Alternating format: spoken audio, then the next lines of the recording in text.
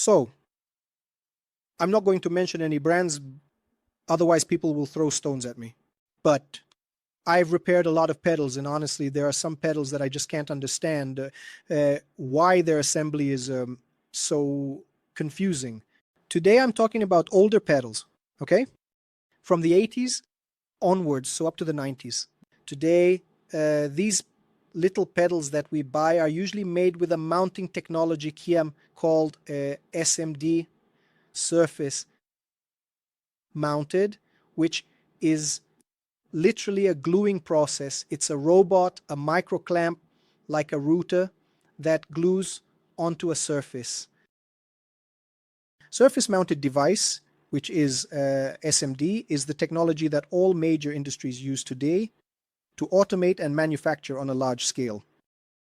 Because the process I use is the PTH format, which is the old format of diffuse perforated components, but using better sized PCBs. It's where you mentioned the assembly layout is very well organized. Organizing the components, there is a technique to organize the component to limit the track length. And track loop. What is a loop?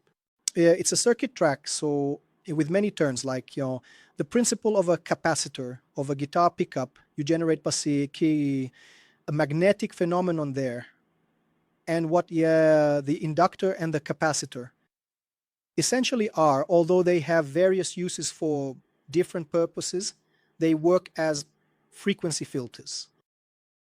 It can be inductive, capacitive, and veil frequency.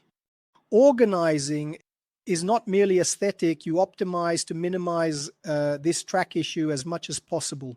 That's why there's the mythic, yes, the pun mythic. It's a horrible pun, but it's about equipment made point to point. Have you heard about this? Wow, this equipment is better because this amplifier, this head here, was made point to point. There's a Marshall, I can't remember exactly which model it is now. So guys, please forgive me. I can't remember exactly which model, but if I'm not mistaken, it was some model that was the HW, which was the hand-wired, and it was all point to point. Its circuit, when you open it, you could literally see that the person did the soldering, stretched the wire, and made the path the wire should take. Did the soldering again, and it was all like that. It was very expensive because of this process, right? Smaller production quantity. Exactly. So if you use a PCB, which is a board, if you optimize it, you don't have any effect. You don't generate parasitic currents. You mentioned the V3. It's a high gain pedal. Yes. Wow, I had a lot of difficulty with this circuit at first because it generates so much gain that if you can't optimize it, when you maxed out the gain and overuse the equalization, the pedal would start to squeal. Because it's difficult to make, that's why prototypes exist. So you make the prototype, you test it, send it to people, because suddenly you might not notice something that someone else can. The pedals, many of them, for example, I mentioned the obsessive compulsive drive, the OCD. The Tube Screamer are pedals that had several versions. The OCD, if I'm not mistaken, has 9 known versions. Yeah, there's a thing with the ACD where even the color of the LED, depending on the LED color, you can tell which version it is. So this doesn't necessarily mean better or worse sound quality, but many times changes were needed to address certain issues that didn't necessarily become widespread. Sometimes it's a technical limitation of a component, like I mentioned about the transistor, difficulty in finding certain types of transistors, but sometimes issues arose and the circuit was improved, or it was due to a financial need, cost reduction, sometimes due to a technical problem. I use PCBs because it's even possible to make point-to-point pedals. There are people who mainly make fuzz pedals, which are simpler, right? I'm not an expert in fuzz. People ask for it, but I don't dare to delve into the fuzz realm yet. I think you have to have respect for that class because we think of Hendrix, Pete Townshend. So, man, let's indeed honor our heroes there. Can't I just make anything like that?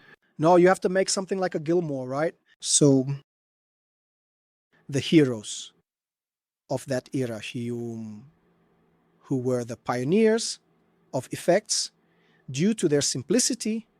So you find professionals making these pedals either for market reasons or because they like it, sometimes for the challenge of making them. I see hand-wired posts. It's really cool, but by making the PCB, you do it, and by optimizing precisely this technical aspect of shorter track length, discuss track dimension. It's not done haphazardly, right? Of course, even with know-how, you make mistakes, and then versions emerge. But by optimizing track length, track thickness, by minimizing loops, you can achieve a super quiet result, even with a high gain pedal. Wow. Very cool. That very neat. And these versions can also happen sometimes because a component that was used is no longer manufactured, becomes hard to find, and we have to replace it. That happens a lot. The RET is hard to find an IC. Sometimes a manufacturer releases a batch of radio ICs anyway. It's because they are no longer manufactured. So the industry itself has been replacing them. This compressor I make uses an S, extremely difficult IC. And because it's so difficult, it becomes expensive. Sometimes it runs out. I don't have it because I have to search, sift through stores to find it. I understand. Because the compressor, what happens for various reasons, right? We talked about the ratchet. So there's the sound, the characteristic gain, sometimes changing, it takes away a bit of the identity. That's true. People with a more refined ear, so you might create for these people an unfulfilled expectation, so the industry is cautious about that. But in the case of the compressor, what is the problem? Compressors are naturally devices that cause noise to appear. How does the compressor work? It attenuates, but it maximizes the minimums. Yes, it works. If I'm talking nonsense, you can correct me. It will work. You have the wave, you have the sine wave, so you will have the highest part, which are the peaks, the lowest part, which are the troughs. And the function of the compressor is to make these troughs come up a bit more and these peaks come down a bit more to be able to even out the wave a bit more. Dynamics, exactly. So that if you pick, say, very softly within that range you set, it will bring it up. And if you pick very hard within what you limited, it will bring it down a bit to make it more uniform.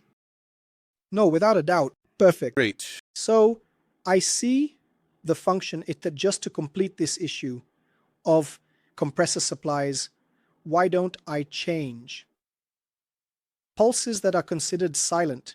Because the compressor is naturally a device that tends to bring out noise because it is boosting the signal's minimums. So the goal was to make, among other things, a compressor. Everyone asks if the compressor is noisy. Everyone who uses, people who musically need a compressor have certainly encountered this problem. And so the compressor has, besides dynamics, the feature of note sustain. In fact, you can enhance the attack for a more groovy pick to prevent muddiness. Because sometimes flattening it, you sometimes generate a bit of gain and reduce the compression precisely to facilitate a faster, more vigorous right hand, yes, more vigorous, and allow that groove you hear to be more musical.